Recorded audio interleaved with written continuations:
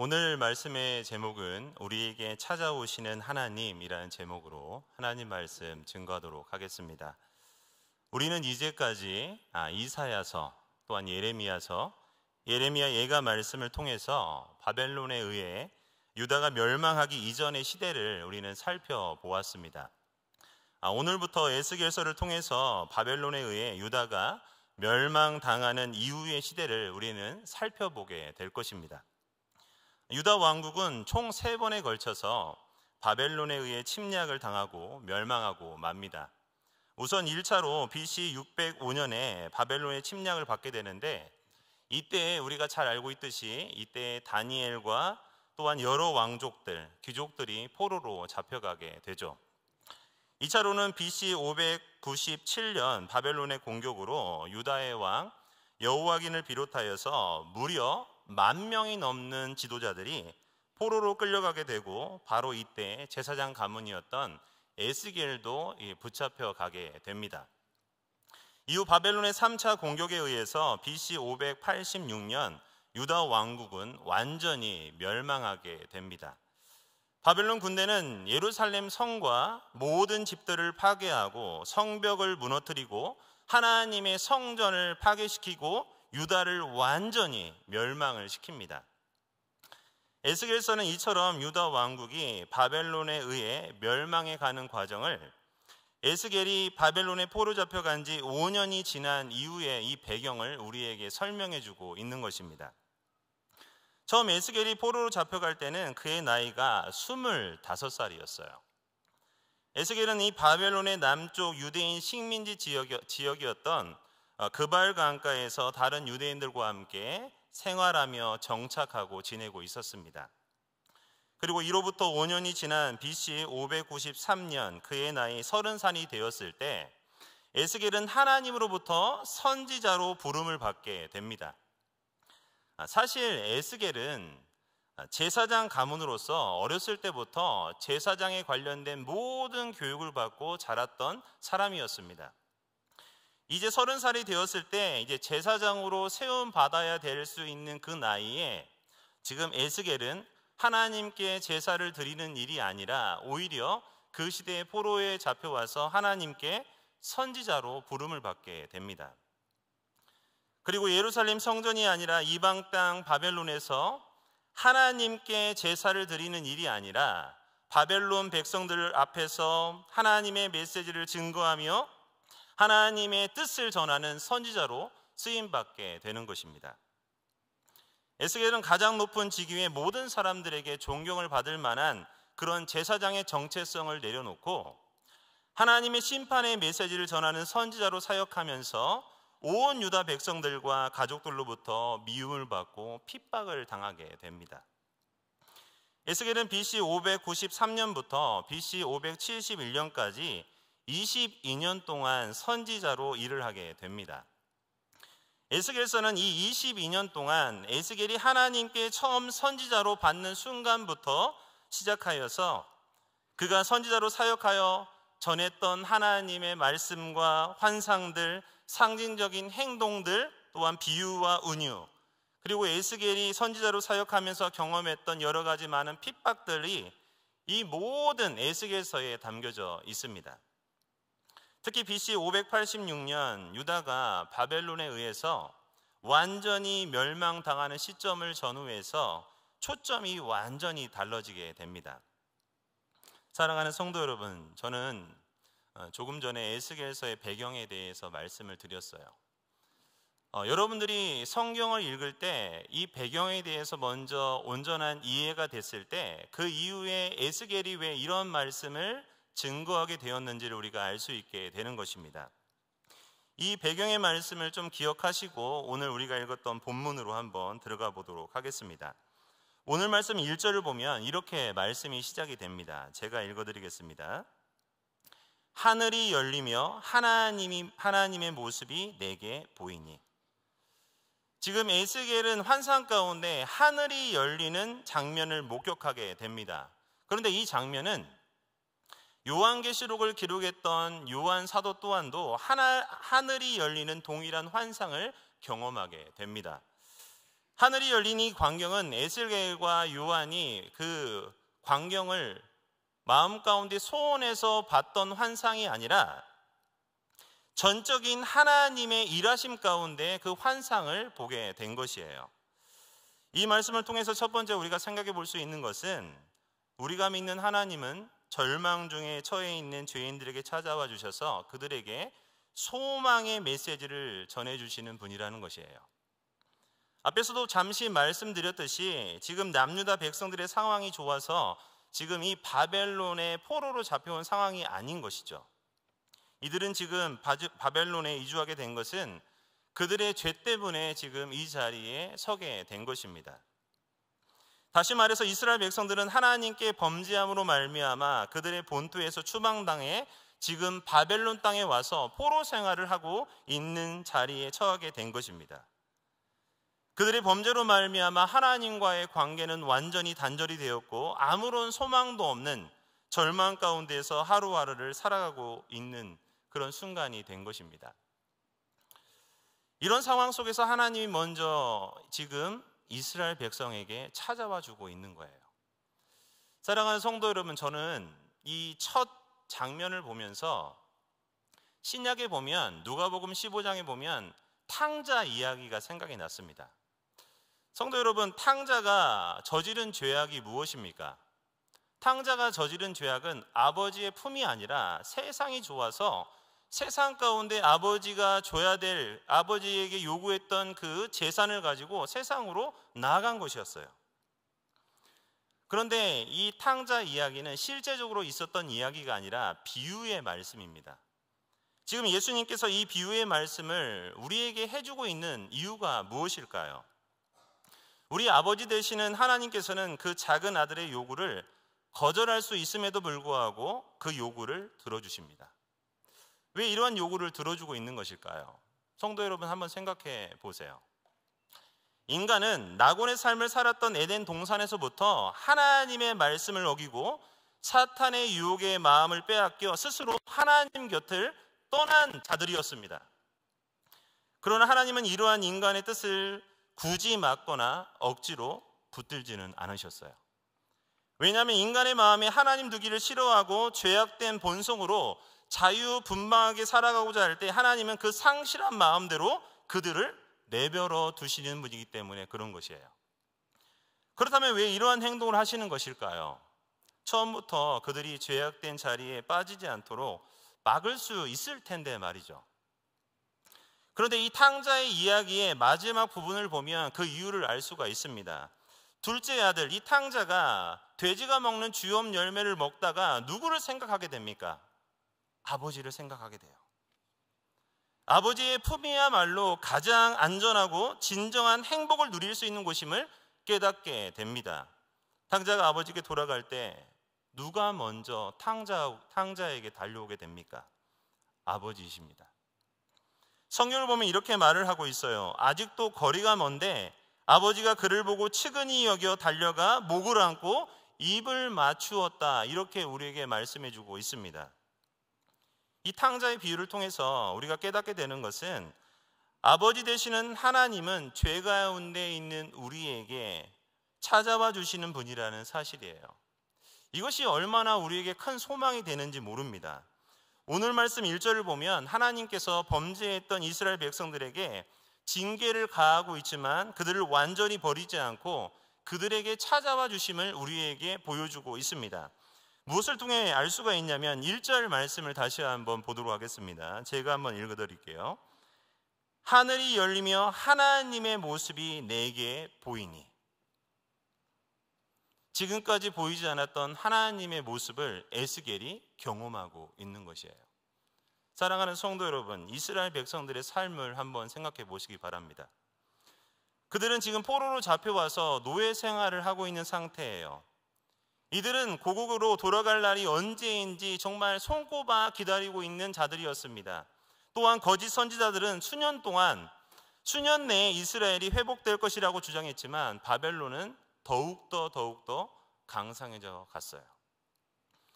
또한 이들의 죄에 대한 심판으로 바벨론에 포로 잡혀와서 과연 하나님이 우리와 함께 하는지에 대한 의심을 가지게 된 백성이 바로 이스라엘 백성이었다라는 것이죠.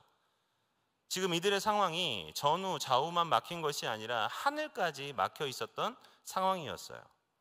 그런데 이런 상황 속에서 지금 에스겔이 어떤 환상을 보고 있습니까? 하늘이 열리며 하나님의 모습을 보게 된 것이에요. 새로운 희망의 빛을 지금 발견하게 된 것입니다. 사랑하는 성도 여러분, 우리 또한 이스라엘 백성과 같이 아버지의 규제가 없는 삶을 살고자 아버지의 품이 아니란 세상 속으로 일탈해 보신 적이 있으시죠? 처음에는 이러한 일탈이 너무 두렵습니다. 제가 해보니까 그렇더라고요. 그러나 이 두려움은 오히려 이후에 이 마음에 아무런 영향도 주지 않습니다. 첫 일탈이 두렵지 두 번, 세 번 일탈의 삶을 살다 보면 뭔가 나에게 좋지 않은 일이 벌어지거나 뭔가 몸이 다친다거나 눈에 보이는 일이 생겨야 되는데 일어나지 않는 거예요. 이런 일이 벌어져야 하나님의 징계하심에 대해 두려움을 가지게 되는데 아무것도 일어나지 않는 삶을 바라보면서 안정감과 그 안에서 즐거움을 느끼게 되는 것입니다. 제가 해보니까 그렇더라고요. 그러나 이후 하나님의 침묵하심이 우리의 삶에 얼마나 큰 두려움으로 다가오는지 우리는 깨닫는 시간을 체험하게 됩니다.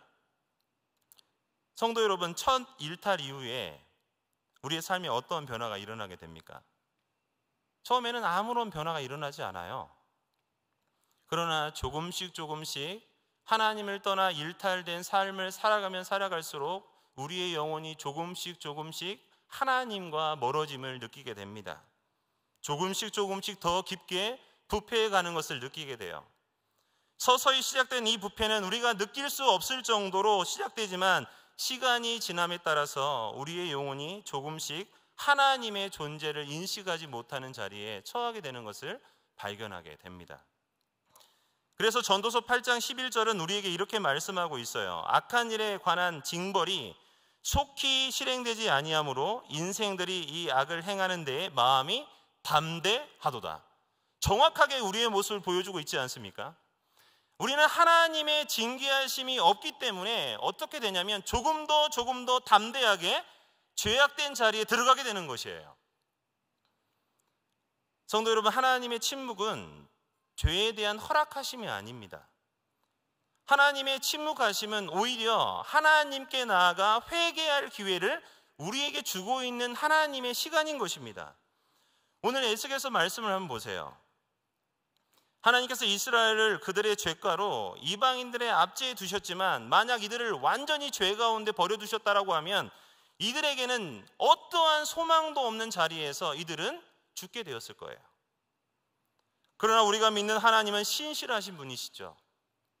왜냐하면 그분은 그분의 백성들과 맺은 그 언약을 신실하게 지키시는 분이기 때문에 그런 것입니다.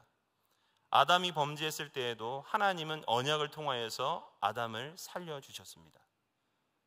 노아의 홍수 때에도 하나님은 무지개 언약을 통하여서 다시는 내가 이 물로 심판하지 않겠다라고 하시면서 우리에게 언약을 주셨습니다.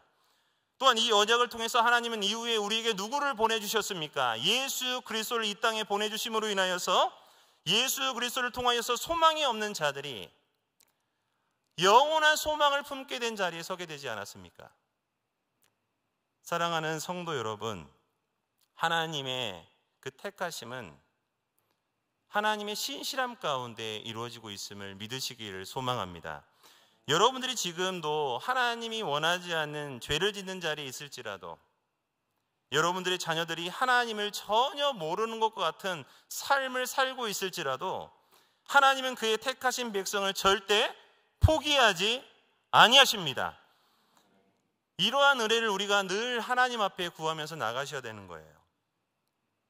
두 번째로 하나님께서는 이 패역한 세대를 향하여서 선지자를 파송하여 다시금 그들을 회복시켜 주시는 하나님임을 우리에게 말씀해 주고 있습니다. 우리가 읽지는 않았지만 에스겔서 2장 5절 말씀을 우리 같이 한번 읽어보도록 하겠습니다. 에스겔서 2장 5절 말씀입니다. 시작. 그들은 패역한 족속이라 그들이 듣든지 아니 듣든지 그들 가운데 선지자가 있음을 알지니라. 지금 하나님께서는 이스라엘 백성을 패역한 백성이라고 지금 말씀하고 있어요. 우리가 알고 있듯이 이스라엘 백성은 세상 사람들이 누리지 못한 엄청난 사랑을 누렸던 자들이 바로 이스라엘 백성들이었어요.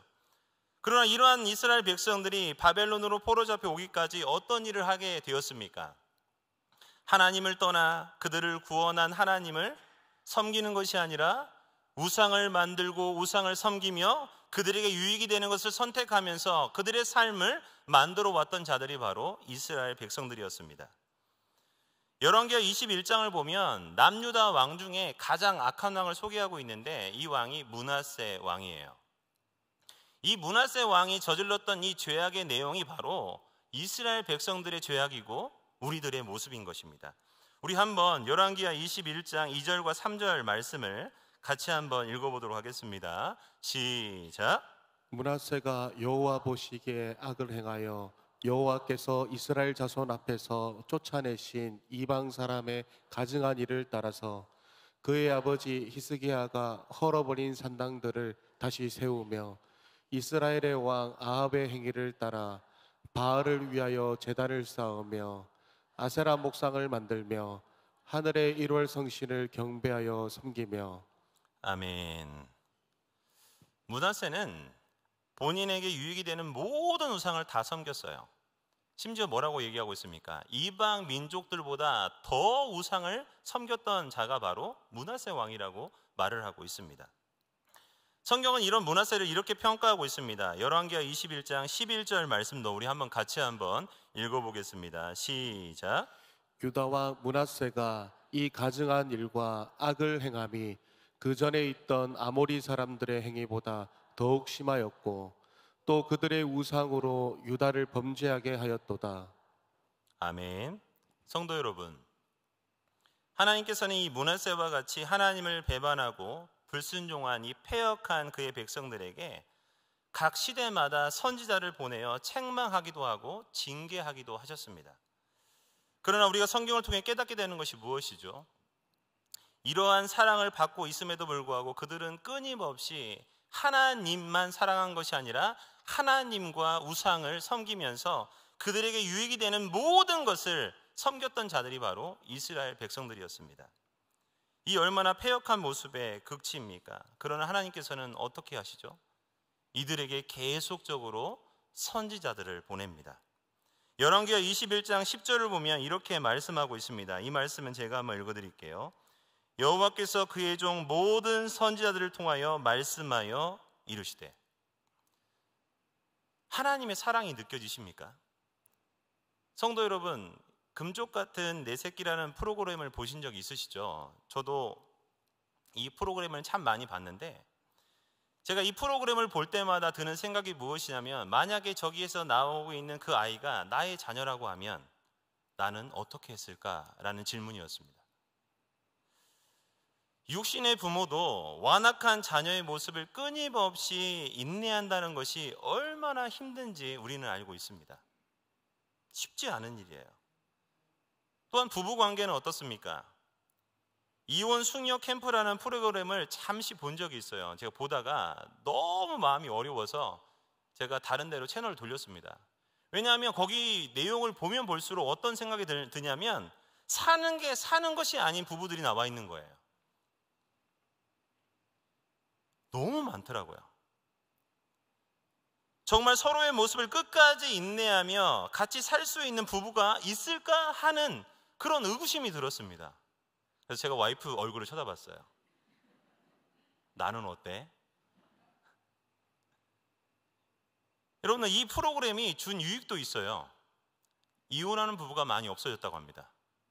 이유가 뭐냐면 저기 나와 있는 남편보다 나랑 살고 있는 남편이 나은 거예요.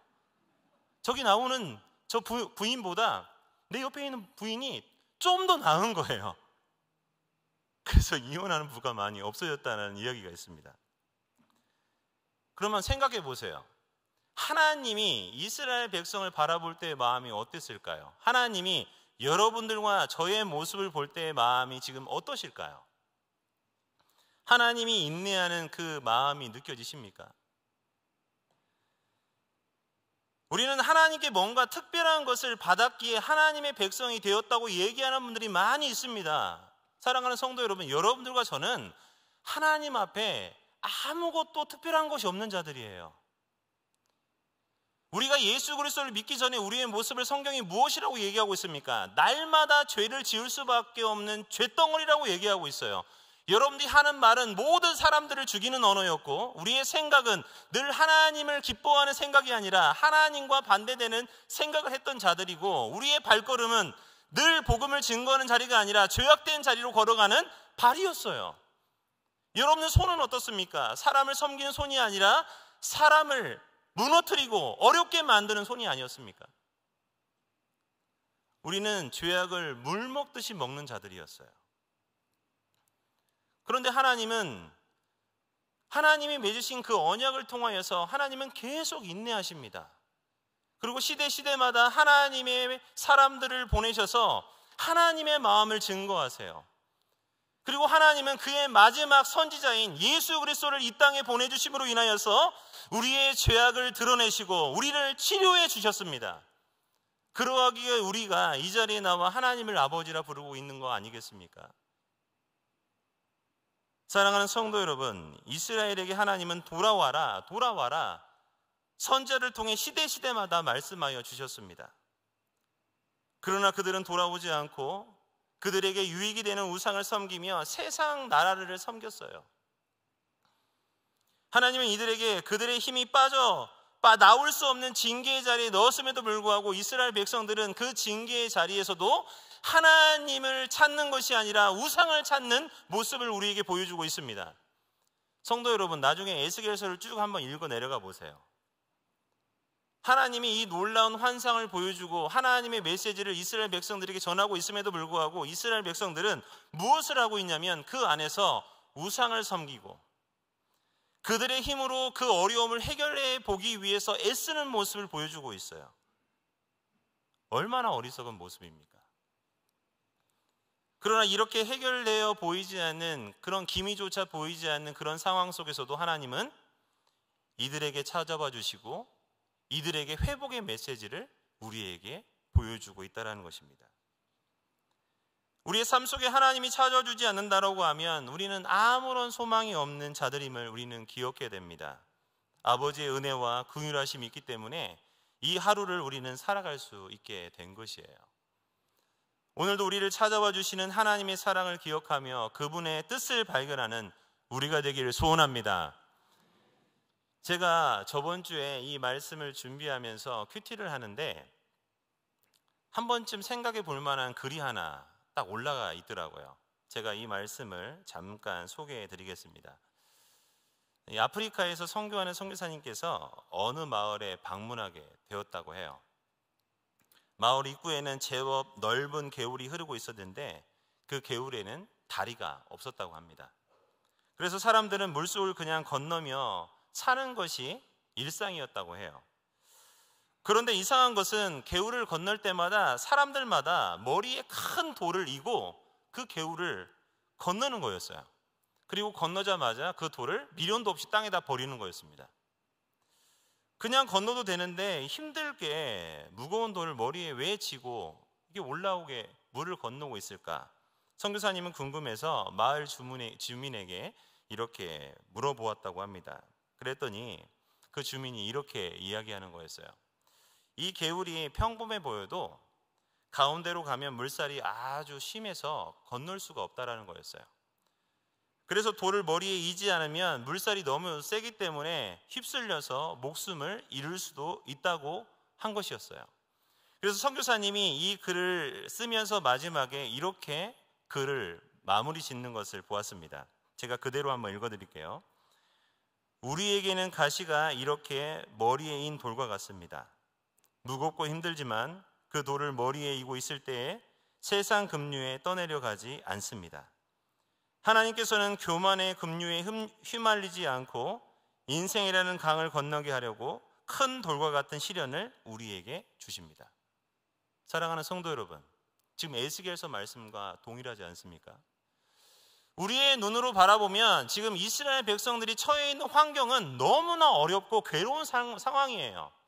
그러나 하나님의 관점으로 이들이 겪고 있는 이 징계와 고난을 바라볼 때 오히려 이 징계와 고난이 머리에 지고 있는 하나님의 은혜의 돌이 될 수 있다는 것이죠. 세상 급류에 떠내려가지 않도록 우리를 지켜주는 그 하나님의 은혜의 돌이 될 수도 있다는 것입니다. 성도 여러분, 저는 이 글을 읽으면서 저에게 이렇게 한번 적용해 봤어요.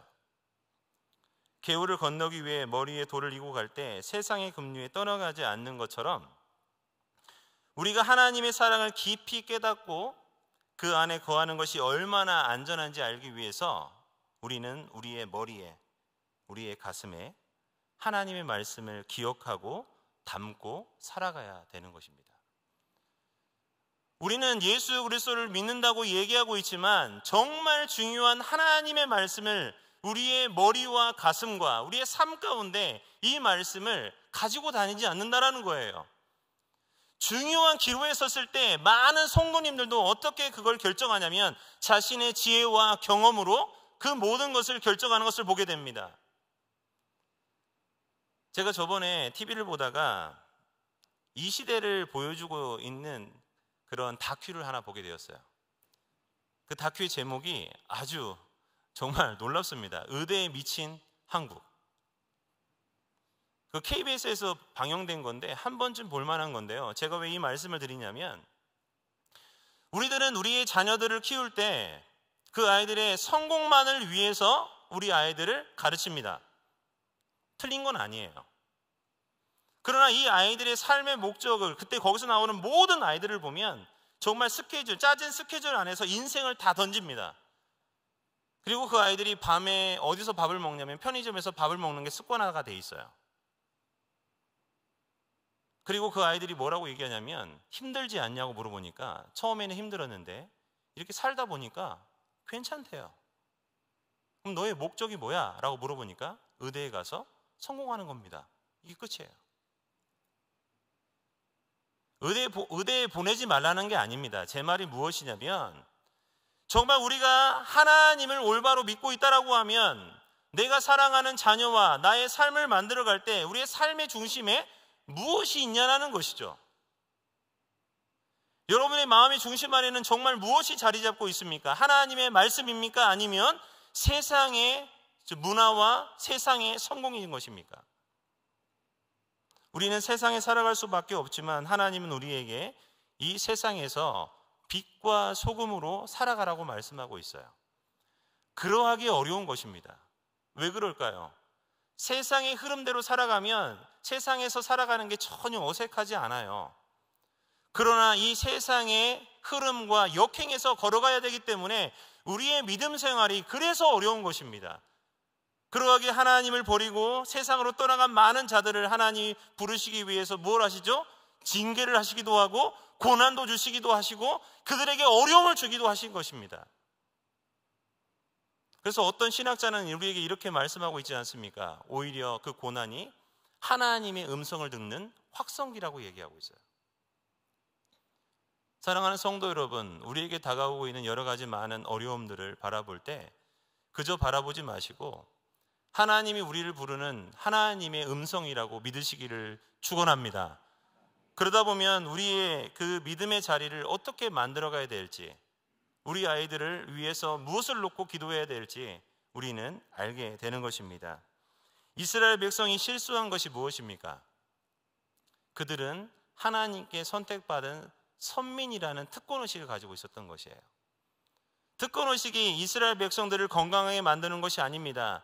이스라엘 백성들이 누리고 있는 그 놀라운 은혜를 지키기 위해서는 하나님이 주신 그 말씀을 순종하고 사랑하고 삶에 적용하며 나아갈 때 그 하나님이 세워주신 그 특권의 자리를 유지할 수 있게 되는 것이에요. 우리 모든 성도님들도 하나님이 원하시는 그 자리에서 아름답게 쓰임받기를 주님의 이름으로 축원드립니다.